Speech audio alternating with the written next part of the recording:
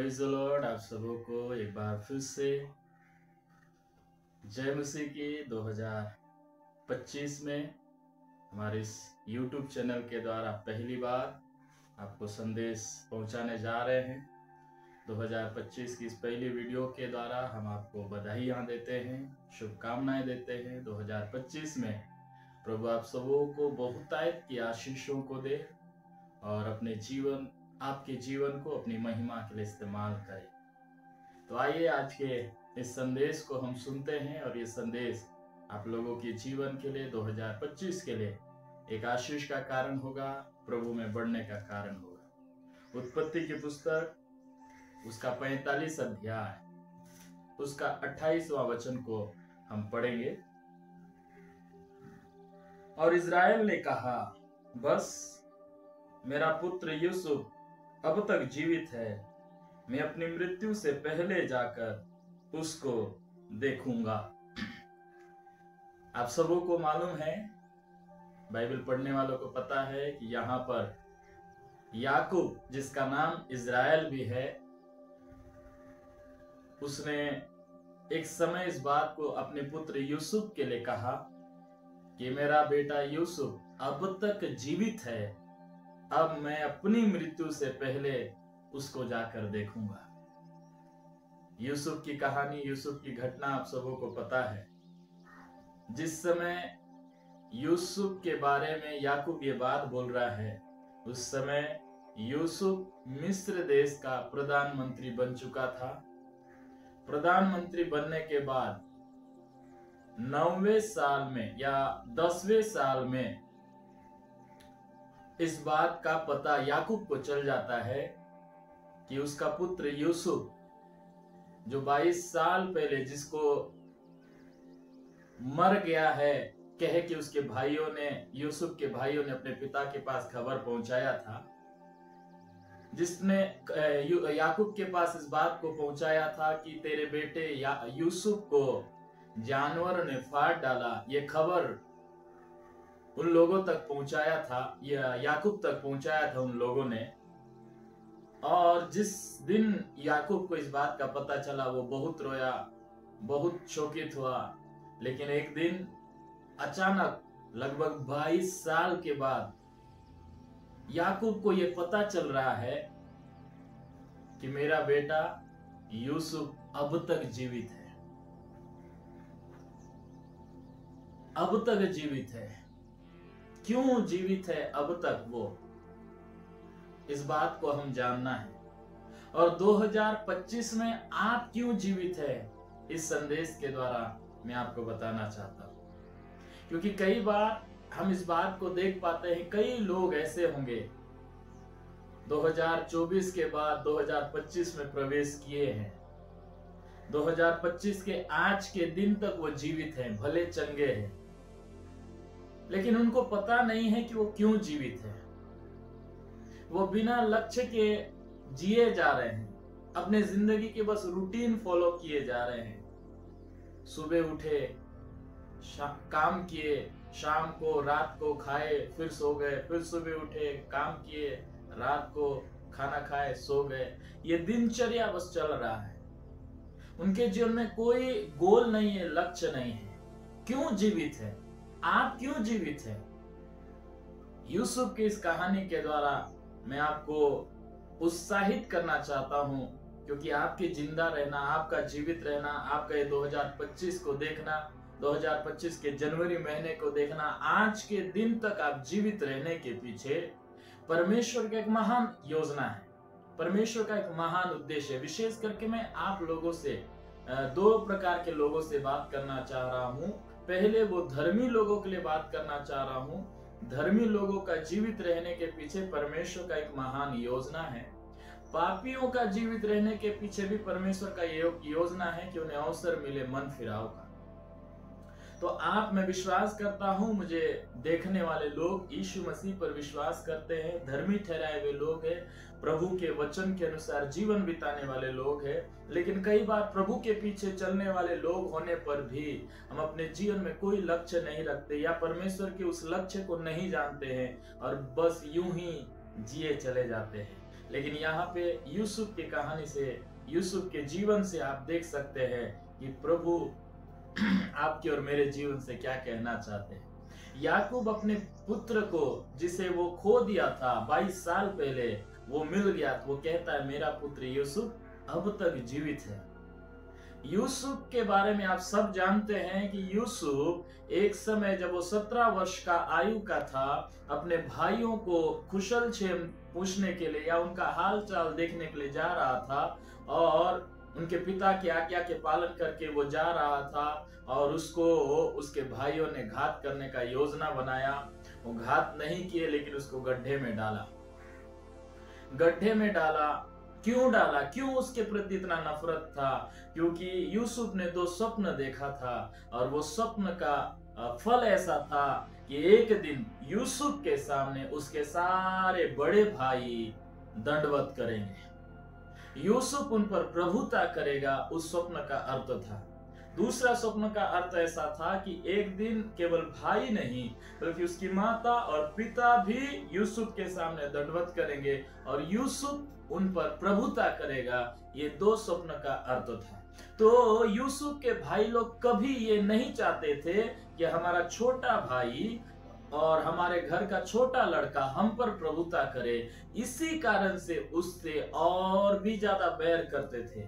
पिता उससे प्यार करता है, ये तो बैर उनके पास था ही, लेकिन जब उसने स्वप्न देखा तो उस स्वप्न के कारण से और भी ज्यादा बैर उससे करने लगे। इस कारण से उसको घात करने का योजना बनाया। उसे ये योजना बना के सोचा ये देखते हैं उसका क्या फल होगा उसके स्वप्न का।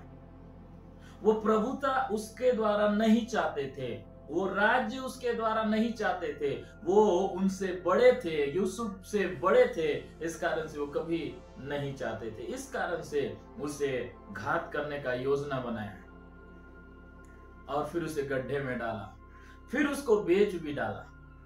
मैं आपको बताना चाहता हूं 2024 में शायद शैतान ने भी आपके साथ यही काम किया होगा। जब आपने यीशु मसीह पर विश्वास किया, पहला यूहन्ना 5:19-20 के अनुसार दुष्ट के वश से आप छुड़ाए गए। यूहन्ना रचित सुसमाचार 15 अध्याय के अंतिम वचन के अनुसार दुष्ट का अधिकार आपसे अलग हो गया, आप दुष्ट के अधिकार से बाहर हो गए। कुरिन्थियों की पत्री के अनुसार आपके बुद्धि को प्रभु ने खोल दिया और तेजो में सुसमाचार का प्रकाश आप पर चमका। यूहन्ना 1:12 के अनुसार जब आप परमेश्वर की संतान बने तब दुष्ट को, शैतान को बड़ी परेशानी हुई, आपसे उसको दिक्कत हुई। वो नहीं चाहता था कि ऐसा हो, लेकिन हो गया। आपने विश्वास कर लिया, परमेश्वर के घराने के सदस्य बन गए। लेकिन शैतान को और भी ज्यादा दिक्कत तब आया जब परमेश्वर की उस योजना में आप शामिल हो गए, संसार के उद्धार की योजना में शामिल हो गए, संसार को छुड़ाने की योजना में शामिल हो गए। जिस दुष्ट के वश से आप छुड़ाए गए, उस दुष्ट के वश से आप लोगों को छुड़ाने की परमेश्वर की बुलाहट में शामिल हो गए। जो अधिकार आपके ऊपर शैतान का था, उस अधिकार से आप अलग हो गए, छुटकारा पाए और उसी अधिकार से लोगों को छुड़ाने के लिए जब आप काम कर रहे हैं और भी संसार के लोगों को जो विश्वास करे और परमेश्वर के संतान बने, इस कार्य को आप करने के लिए जब चल रहे हैं, उसके लिए अपना तन, अपना मन, अपना धन, अपना समय, अपना जीवन जब समर्पित कर चुके हैं तो शैतान को इससे दिक्कत है। इसलिए जैसे यूसुफ को उसके भाइयों ने गड्ढे में डाला, शैतान 2024 में आपको शायद गड्ढे में डालने का प्रयास किया होगा, आपको दबाने का प्रयास किया होगा, आपको पीछे ढकेलने का प्रयास किया होगा, आपको प्रभु के कार्य से दूर करने का कोशिश किया होगा, आपको निराशा में दबाने का कोशिश किया होगा, आपको हताशा में दबाने का कोशिश किया होगा। लेकिन यूसुफ को जैसे दबाया गया वैसे आपके साथ दबाया गया होगा, वैसे आपको दबाया गया होगा। लेकिन यूसुफ उस दबाए जाने पर भी वो मृत्यु को नहीं पाया, गड्ढे में डाले जाने पर भी वो मृत्यु को नहीं पाया।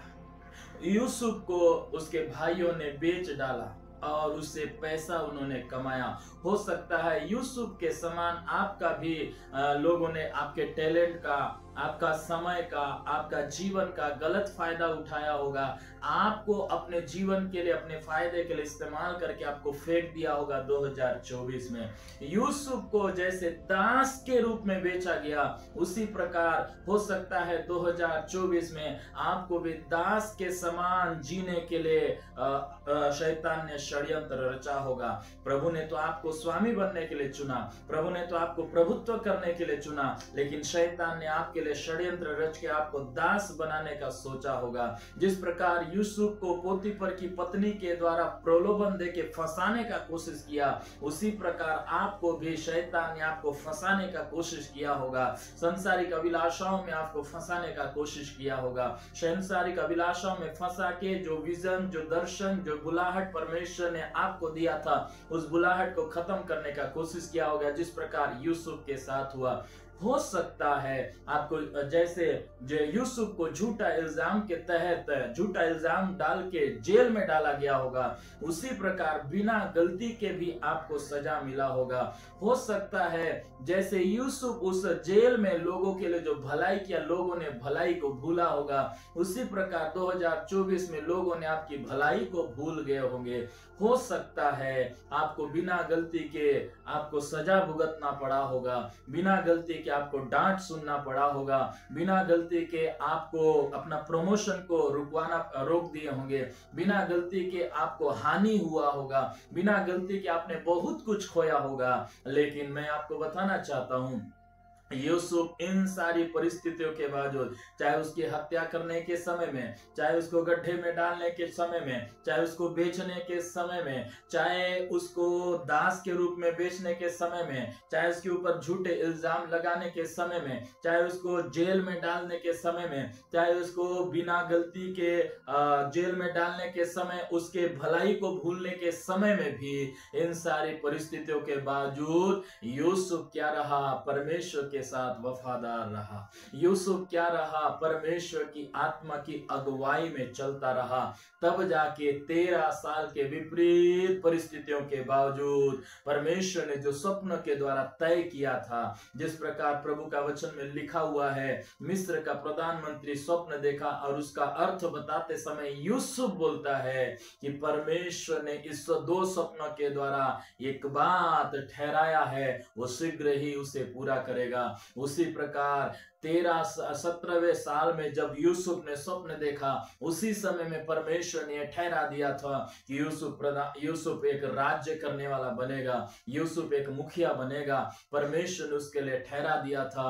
और 13 साल के विपरीत परिस्थिति के बावजूद एक दिन जब फिरौन राजा ने वहां स्वप्न देखा और उस स्वप्न का अर्थ यूसुफ ने बताया, और यूसुफ ने उसको अर्थ बताने के साथ साथ फिरौन ने उसे अपने घर का अधिकारी बनाया। फिरौन ने उसके बाद उसे पूरे मिस्र देश का अधिकारी बनाया, प्रधानमंत्री बनाया। मैं आपको बताना चाहता हूं 2024 में इसी प्रकार शैतान ने आपको दबाया होगा, लोगों के द्वारा आपका फायदा उठवाया होगा, लोगों के द्वारा आपको दास के जैसे ट्रीट किए होंगे, लोगों के द्वारा आपको झूठे इल्जाम लगाए होंगे, लोगों के द्वारा आपके ऊपर झूठे इल्जाम लगा के आपको बदनाम किया गया होगा, बिना गलती के आपको सजा दिया गया होगा।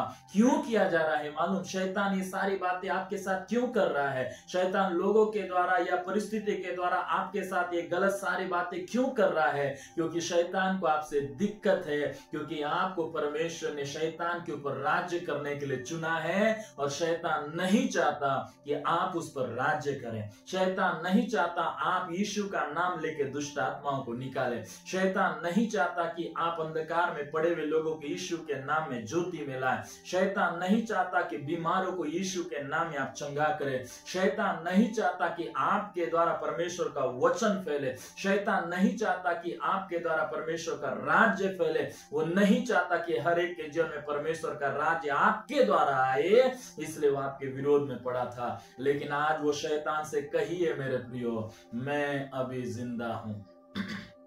शैतान के सामने आप बोलिए, दुष्ट आत्माओं के सामने बोलिए, आज खुले आकाश में इस बात को बोलिए, हे शैतान, तूने मुझे दबाने का कोशिश किया लेकिन मैं आज जिंदा हूं। तूने मुझको गलत, मेरे टैलेंट को और मेरे पैसा को, मेरे समय को लोगों के द्वारा मेरा फायदा उठवाया होगा, लोगों ने मेरा फायदा उठाया। तूने मुझको दास के रूप में रखने का कोशिश किया, तूने मुझको फंसाने का कोशिश किया, तूने मुझको झूठे इल्जाम लगाए, मुझे प्रताड़ित करने का कोशिश किया, लेकिन ये शैतान देख, आज मैं जिंदा हूं क्योंकि परमेश्वर की महाकरुणा मुझ पर है। उस शैतान के सामने कहिए, मेरे प्रभु का महाकरुणा मुझ पर है। हे शैतान, मेरे दिन तेरे हाथ में नहीं, मेरे दिन मेरे परमेश्वर के हाथ में है। उस शैतान से कहिए, यूसुफ के समान आपका भी राज्य करने का समय है, क्योंकि परमेश्वर ने आपको जैसे यूसुफ को सपनों के द्वारा बुलाहट दी, वैसे ही परमेश्वर ने आपको बुलाया है राज्य करने के लिए, यीशु के नाम में। लोगों पर राज्य करने के लिए नहीं, अंधकार पर, बीमारी पर, गरीबी पर, चिंताओं पर, निराशाओं पर, अनेक प्रकार के शैतान के षड्यंत्र पर आपको राज्य करने के लिए परमेश्वर ने चुना है। क्योंकि इफिसियों की पत्री में पहले और दूसरे अध्याय में परमेश्वर का वचन कहता है, जिस प्रकार प्रभु यीशु मसीह को जिलाया गया, उठाया गया और स्वर्गीय स्थानों में पिता के दाहिने हाथ में वो बैठाया गया है, उसी प्रकार आप और मैं, जो हम अपने अपराधों के कारण से मरे हुए थे, मसीह के साथ जिलाए गए हैं, मसीह के साथ उठाए गए हैं, मसीह के साथ स्वर्गीय स्थानों में बिठाए गए हैं। इसका मतलब हम भी राज्य करने के लिए, जैसे ही हम विश्वास कर लिए, उसी समय में परमेश्वर ने हमें राज्य करने के लिए चुन लिया है। आज बहुत सारे प्रभु के सेवक, प्रभु के सेविका, प्रभु के बच्चे लोग राज्य कर रहे हैं, उनके ऊपर शैतान हावी होने का कोशिश कर रहा है, लेकिन वो भी एक बात जानता है, यीशु मसीह ने कहा, मैं अपनी कलीसिया बनाऊंगा और अधोलोक के फाटक उस पर प्रबल नहीं होंगे। मैं आपको बताना चाहता हूं, आप वो कलीसिया हैं। शैतान आपको गड्ढा में डाल सकता है, शैतान आपको आपका फायदा उठा सकता है, शैतान आपको दास के रूप में दास के रूप में किसी के जगह में भेज सकता है, ऐसा क्रिएट कर सकता है परिस्थिति। शैतान आपको झूठे इल्जाम में फंसा सकता है, फंसाने का कोशिश कर सकता है। शैतान आपके साथ नाना प्रकार के काम कर सकता है, लेकिन शैतान आप पर, कलीसिया पर, विश्वासी पर कभी प्रबल नहीं हो सकता जब तक आप मान नहीं लेते। इसलिए भ्रम में शैतान आपके अंदर में भ्रम डालता है, आपके अंदर में संदेह डालता है, और ये आपके अंदर में विश्वास दिलाता है कि शैतान मेरे ऊपर हावी है। नहीं, यदि आप विश्वासी हैं, यदि आपका विश्वास जीवन प्रभु में बना हुआ है, प्रार्थना जीवन बना हुआ है, वचन के साथ आप चल रहे हैं, शैतान आपको परेशान कर सकता है लेकिन प्रबल नहीं हो सकता, क्योंकि वो शैतान मेरे यीशु के द्वारा, आपके यीशु के द्वारा क्रूस पर हराया गया है। इसलिए मेरे प्रियो, शैतान से ये कहिए, अभी भी मैं जिंदा हूँ, अभी भी मैं जीवित हूँ, क्योंकि मेरे प्रभु ने मुझे जीवित रखा है। मेरा राज्य करना बचा हुआ है, मेरा सर्वोत्तम आशीष पाना बचा हुआ है, मेरा अधिकारी, मुझको जो अधिकारी के रूप में ठहराया गया है, वो अधिकार करना बचा हुआ है। मैं आपको बताना चाहता हूँ, लोगों ने यूसुफ को गड्ढे में डाला, लोगों ने यूसुफ को पुतीपर के घर में दास के रूप में रखा, लेकिन परमेश्वर ने वहां पुतीपर के घर में भी उसको अधिकारी बना दिया। लोगों ने झूठे इल्जाम डाल के उसको जेल में भिजवा दिया, लेकिन जेल के अंदर में भी परमेश्वर ने उसको अधिकारी बना दिया। आपका और मेरा प्रभु आपको और मुझको अधिकारी बनाया है। मेरे प्रियो, विश्वास करें, आप जिस गांव में हैं वहां अंधकार के शक्तियों पर अधिकार रखने वाले व्यक्ति है। जिस मोहल्ले में आप है वहां पे आप अंधकार की शक्ति पर अधिकार रखने वाले व्यक्ति है। जिस देश में आप है उस देश में अंधकार की शक्ति पर अधिकार रखने वाले व्यक्ति है। आपको, वो मुझको परमेश्वर ने वो अधिकार दिया है। यीशु मसीह ने कहा, जाओ सुसमाचार प्रचार करो, लेकिन साथ में ये भी कहा, दुष्ट आत्माओं को निकालो, बीमारों को चंगा करो। क्यों? क्योंकि आप और मैं अधिकार रखने वाले परमेश्वर है। मैं आपको ये संदेश के द्वारा ये बताना चाहता हूँ 2024 में आपके साथ बहुत कुछ घटित हुआ होगा। दर्शन के बावजूद, बुलाहट के बावजूद आपके साथ विपरीत परिस्थिति चला होगा, लेकिन विश्वास कीजिए 2025 में आपको जिस वजह के लिए प्रभु ने चुना, राज्य करने के लिए, 2025 में आप राज्य करेंगे। जैसे यूसुफ को प्रभु ने चुना था उसी प्रकार आप राज्य करेंगे। यूसुफ को प्रभु ने मिस्र देश को सत्यानाश होने से बचाने के लिए चुना था। यूसुफ को परमेश्वर ने अपने लोगों को नाश होने से बचाने के लिए चुना था। और सेम प्रभु ने आपको और मुझको भी चुना है ताकि हम शैतान और उसके अधिकारों पर राज्य करें, अंधकार पर, दुष्टात्माओं पर राज्य करें और बहुत तेरे लोगों को यीशु के नाम से उस बंधन से छुड़ाएं। यीशु के नाम से बीमारों को चंगा करे, यीशु के नाम से दुष्टात्माओं को दूर करें, यीशु के नाम से प्रभु के राज्य के लिए हम मार्ग तैयार करें। इसलिए विश्वास करें 2025 आपके लिए राज्य करने का साल है। अधिकार आपको तभी मिल चुका जब आप विश्वास कर चुके। अब वो अधिकार को जानिए और उस अधिकार में बढ़िए और शैतान को ये कहिए, स्वर्ग और पृथ्वी का सारा अधिकार मेरे प्रभु को मिला और वो अधिकार प्रभु ने मुझको भी दिया है। उस अधिकार के तहत मैं यीशु के नाम से तुझे डांटता हूँ, यीशु के नाम से मैं तुझे बाहर करता हूँ। शैतान को डांटिए और कहिए, अब तक मैं जिंदा हूँ, मेरे प्रभु ने मुझे अब तक जीवित रखा है। मेरे प्रियो, 2025 आपके लिए राज्य करने का साल है। आप यदि राज्य करना चाहते हैं तो प्रभु के समीप रहिए, प्रभु की उपस्थिति में रहिए, प्रभु के निकटता में रहिए। बाइबल बताती है प्रभु के बलवंत हाथों के नीचे दीनता से रहेंगे तो आपको उचित समय में बढ़ाएगा। आपका काम, मेरा काम, प्रभु के बलवंत हाथों के नीचे दीनता से, नम्रता से रहे। प्रभु आपके द्वारा राज्य करेगा और लोगों को बंधनों से छुड़ाएगा। 2025 यीशु के नाम से आप राज्य करेंगे। जिनको ये विश्वास है आमीन कहे, आमीन लिखे और घोषणा करे 2025 में आप राज्य करेंगे। प्रभु आप सबों को आशीष देवे और इस साल आप राज्य करने जा रहे हैं प्रभु यीशु के नाम से। आमीन।